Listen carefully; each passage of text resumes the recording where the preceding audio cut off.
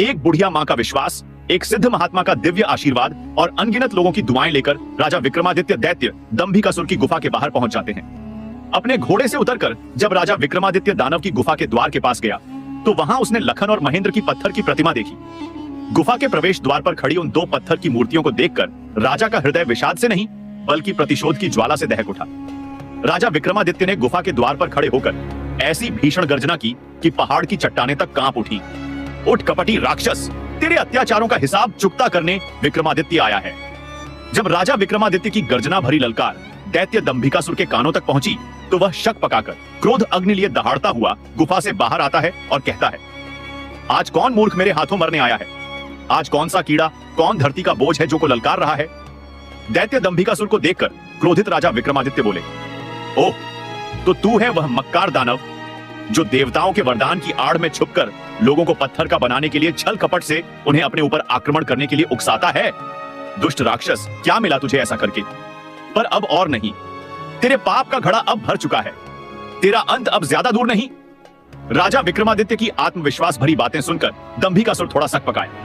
राजा विक्रमादित्य बोले, पूछ पापी राक्षस, कौन से हैं तेरे वे 7 सवाल? मैं तेरे सवालों का उत्तर देने के लिए तैयार हूं।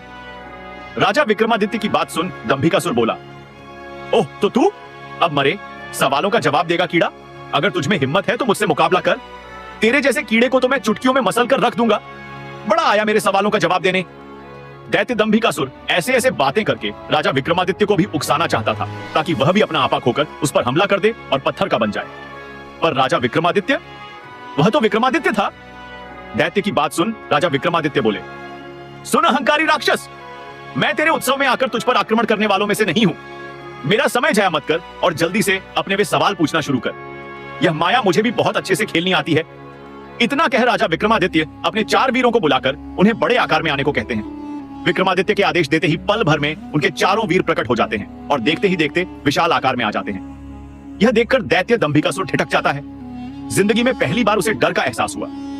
अगले ही क्षण राजा विक्रमादित्य अपने चारों वीरों को छुटकी बजाकर गायब कर देते हैं और दंभिकासुर से कहते हैं, अगर मेरी ताकत और माया का छोटा सा नमूना देख लिया हो तो अब बिना समय बर्बाद किए अपने सवाल पूछना शुरू कर, कपटी दानव। सब देख और सुन के दानव। दैत्य विचार करता है कि अब तो कोई चारा नहीं, ये मेरे भय काव्य में आने वाला नहीं है।